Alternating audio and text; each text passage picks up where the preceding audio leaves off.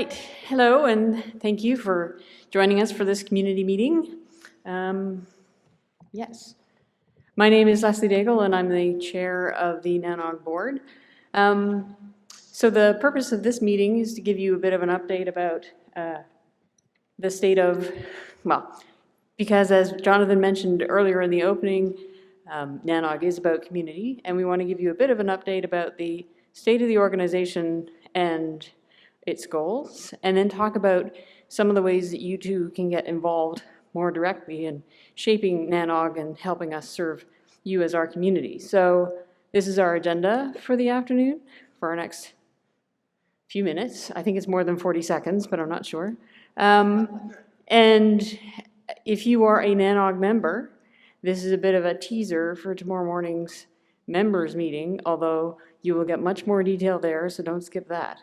And that also was a bit of a plug for, if you're not a NANOG member, please consider becoming one. Jonathan, I think you want to tell us about the organizational updates.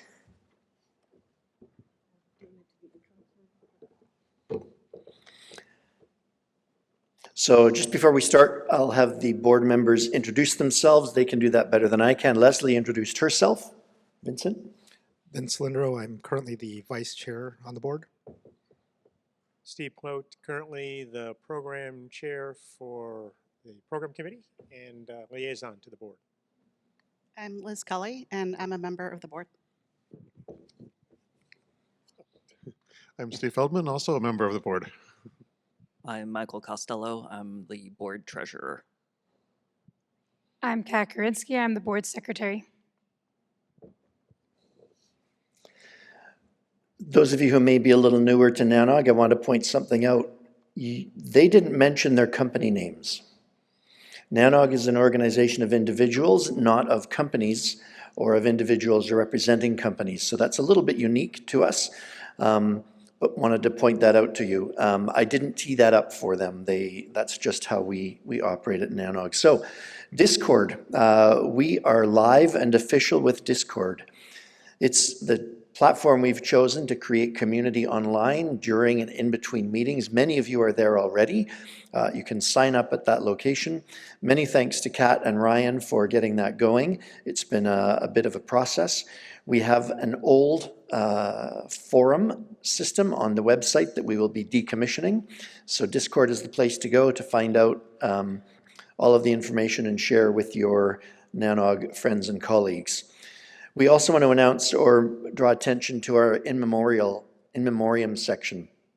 One of the unfortunate truths of an organization as large as ours is we will have members who leave us from time to time, and we don't want to dwell on the negative side. We want to celebrate what they brought to our community, and this is the place to do that. So it's available in Discord and on the website as well, places where you can add some memories of people who've passed on.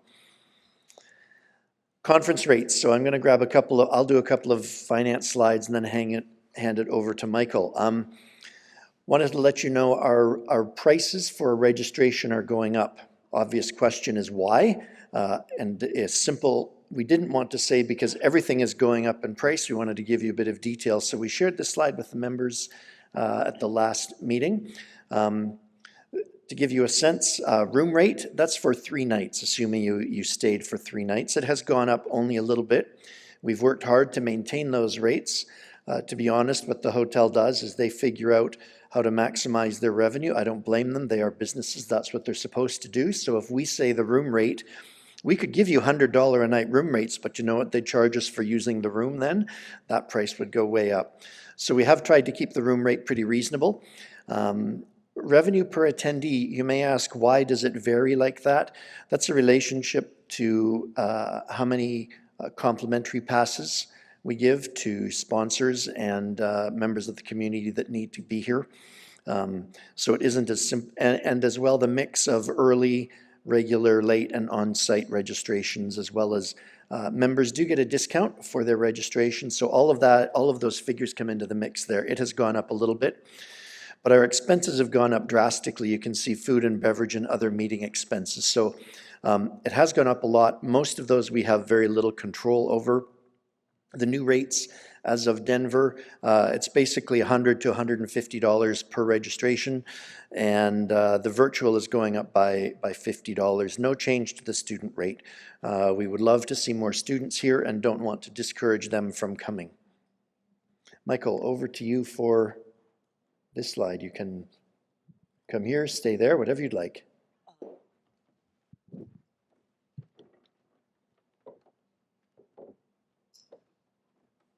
So we'll go into more detail on this slide and others like it in the members meeting tomorrow, but the things that we want to call out here is that we're looking at in-person attendees and trending it over time, as well as our food and beverage expenses, as well as our other direct expenses.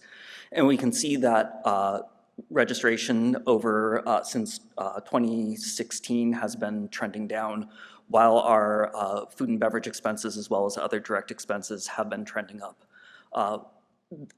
However, over the last few years since return from virtual conferences since the pandemic, our other direct meeting costs have been really trending up.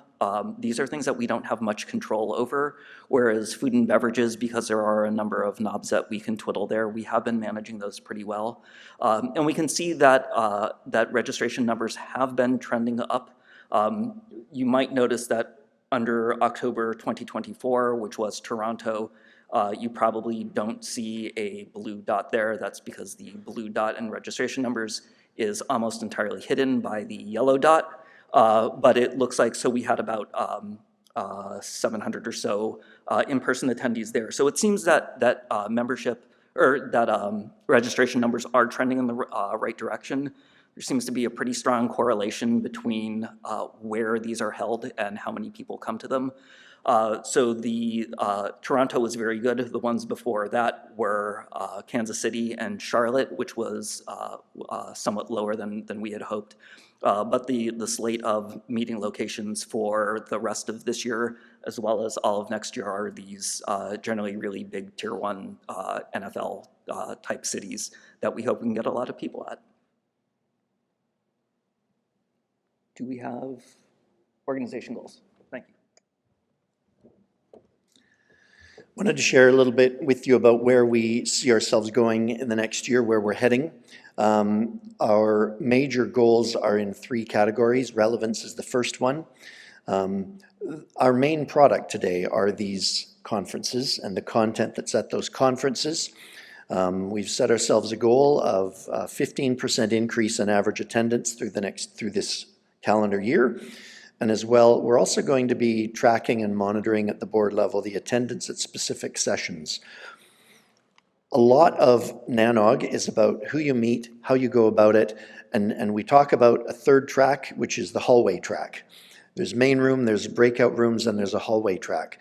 And a number of people who've been at NANOG for a long time love that track. They get a lot of value from that. They learn a lot from it. But we will be tracking the in-session attendance at NANOG meetings. Second category of goals for the year are around operational excellence. Any company can do better operationally than they're doing today. And these are 3 areas within operational excellence that we're aiming for: website, marketing effort, and coordinated communications. We want to pull those together. You won't see a lot of what's going on. I hope you see the output from that. I hope our communications to you are more coordinated. Maybe you're not getting as bombarded with emails from us. Maybe they are targeted to your function in NANOG a little better. So those are 3 of our areas where we're going to focus operationally. Those of you who have spent time looking at our finances will see that this must be one of our goals going forward. We have set out a budget for the year, and our plan is to meet that and or exceed it. Something that you don't see, the board is very active in introducing us to potential sponsors, and I spend more time in LinkedIn. When I say, hey, company XYZ, they haven't been here in a couple of years. I wonder who on the board knows someone there, or who in the community knows someone there. So it's, heading into LinkedIn, seeing if we can get an introduction back into a company that maybe needs to come back, or maybe it's a new company that hasn't been here before. If you have any contacts, we're happy to talk with companies who may want to participate and come in and help us here at NANOG.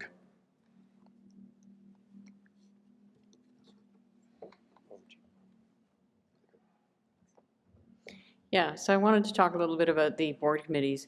The way that the board helps, one of the ways the board helps shapes the trajectory of the organization is by establishing committees on specific topics with particular charters. And these committees are made up of NANOG community members plus board liaisons, and they are tasked with achieving particular things throughout the course of the year.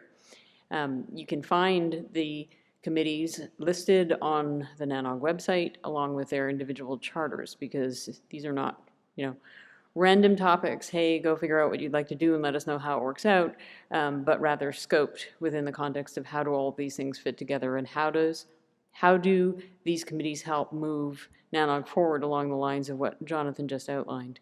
So here are the committees that we currently have. At the first meeting of every year, there are a certain number of committee members whose terms end, and so there are open positions on the committees, which is why you have probably heard about a call for volunteers for committees. So nominations, including self-nominations, are open through tomorrow at 9 p.m. So if there is a topic here that strikes your fancy, or if you find something on the website described in one of these charters that you think you'd really like to help with, we'd be delighted to have you volunteer to participate in the committee for a period of 2 years and carrying on. So the committees are the Audit Committee, which is a pretty strictly focused financial function.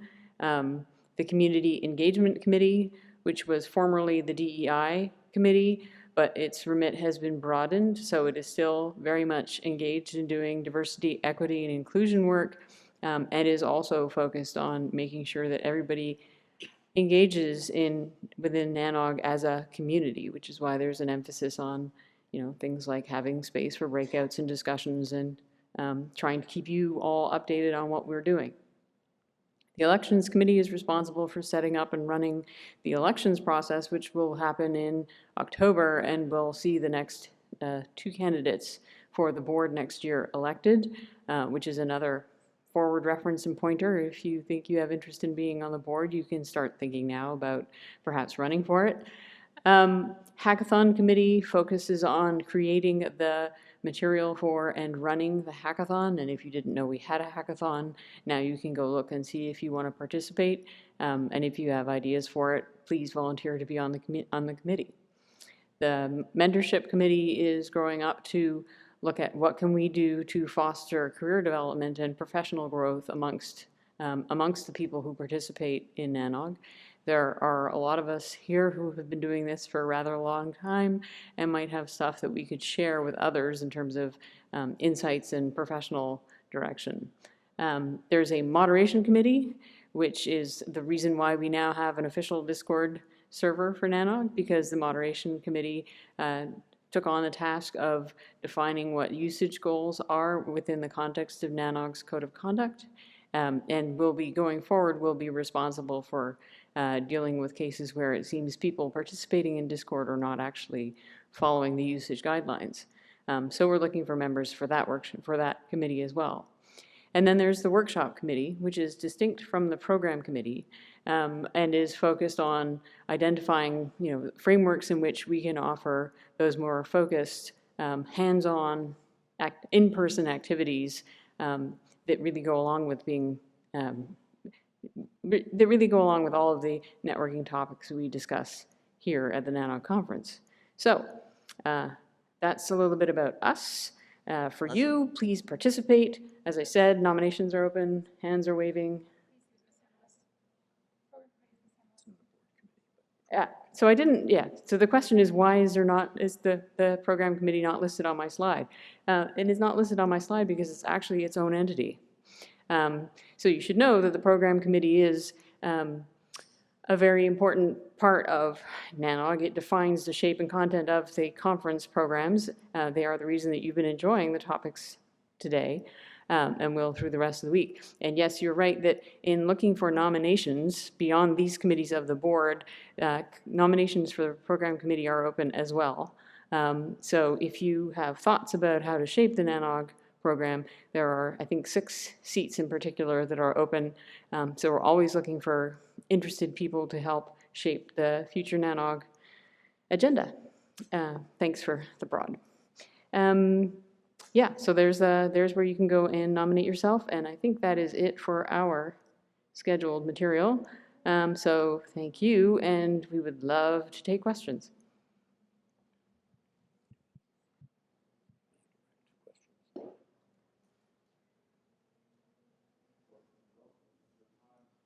Anyone? Anyone?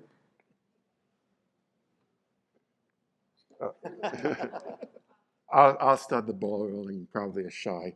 I'm keen to understand the marketing framework because I know NANOG has done a lot in terms of, refreshing the web content and, and all the stuff, the community engagement. And when you say third party or external, I think it mentioned. So I'm trying to understand what exactly is entailed in that. So thanks, Les Williams from AWS. I just violated. You forgot, yeah. So the question was, what are we doing with the marketing and what do we feel we need to work on?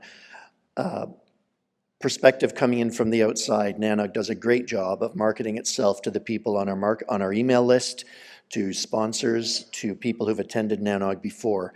If you have not heard about NANOG from a friend or a colleague at work, you will not find out about it. The number of people who are in our industry and don't know about us and should is surprising. So the marketing efforts are really around how can we reach out to other network engineers, other people in our industry who don't know about us. And so that's really, it's going out beyond our current mailing list, beyond the people who've attended or come to our events or sponsored our events.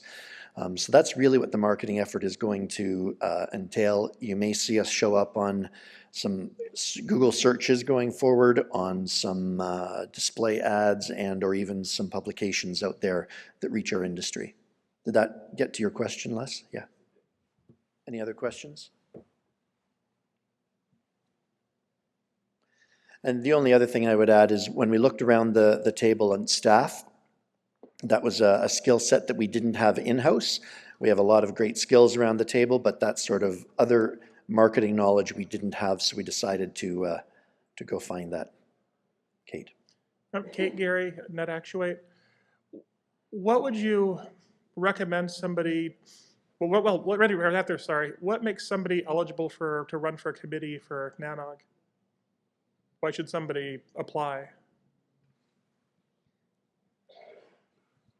So, if you want to be on a committee, you have to be a member of NANOG first and foremost. Once you become a member of NANOG, you can apply for any committee you wish to apply for. As part of the nomination process, you initially put your name in, and there's a form letter that comes back to you. You fill the form out. It asks for certain amounts of information, your history, what you worked on, things like that. And then those names and that bio, if you will, are looked at for the board committees, again, not the program committee, but for the board committees. Then they'll make a decision based on what they see for the bios as to who should be on the committees that are available at that time if you've applied. So I would add that in terms of what do you get out of it, I think we're trying to emphasize this notion of community because that's what created NANOG in the first place and has carried it through a few iterations of its existence. So it gives you the chance to get engaged in a meaningful way in the work of this organization, to meet other people or get to know other people more broadly, and to get out of it whatever you put into it. So, and in particular, I shouldn't be speaking for the program committee since Steve just gave an outline, but since we're trading hats, if you engage with the program committee, you get a real insight into what are the hot topics and activities that are going on in the networking world. So I think it can be thought of in terms of professional development for building your contacts within the context of this industry, and the appreciation of everybody else who gets to wear the benefit. I will say that Val's secret plan is that in future community meetings, sorry Val, I'm outing your plan, that there will be more of the committees themselves up here on stage, not just us board members. So hopefully there will be more visibility as well into like who are these mysterious committees and what are they actually doing. Yes, so Val suggests that if you are on a NANOG committee today, please do stand up. Okay. Yes, thank you all. Thank you for your service. Oh, and I wanted to point out that the board appoints committee members, and we know many of you, but we don't know all of you. So if you have nominated yourself, there is an opportunity tomorrow during I think the afternoon break, for you to meet board members, so we can understand you, get to know you a little bit better, and be there to answer any more questions about any specific committee requirements or what we're looking for, or tips, tricks, that sort of thing. And that will include the program committee as well. So if you are wanting to be on the program committee, if you come to that session in the afternoon, then you will have a chance to have the board see you as well. And then we will go ahead and have a vote. And the board does appoint who will be on the program committee, but the program committee itself is self-managed, meaning once the board has selected who will be on the program committee, those that are there, those that are re-upping on, and then of course new people. Again, we're looking for 5 to 6 new people. Then they will vote on who will be on the program committee, and then later this month in February, for the first meeting of the program committee, you will then go ahead and pick and vote on who will be the chair, vice chair, and the secretary for the program committee, and move on from there. The PC, I will tell you, is more like a family than anything else. I mean, we are very, very tight, very close to each other, because we are trying to drive content that the community wants to see and wants to have. So it's just a beautiful thing, in my opinion. Just a beautiful thing. Yeah. We have several questions online, so I'll start with the recent one. How does NANOG conference attendance factor into committee member selection? Someone want to, Leslie, okay? Yeah, so I think the answer there is it depends, again, to Michael's point. The more that the board understands what a person is bringing to a particular committee, the better, and we may better understand that if we've had the opportunity to meet you. I believe we are going to have the possibility for remote participation. Yes, Val's nodding. We will have the possibility for remote participation in tomorrow's meet and greet during the afternoon session. So it doesn't need to be a complete black mark, shall we say. Thank you. That was the question by Saim Ham. I just did want to add one thing to that. There's another piece of the answer, which is, does being on a committee obligate you to come to NANOG meetings? And the answer is it depends.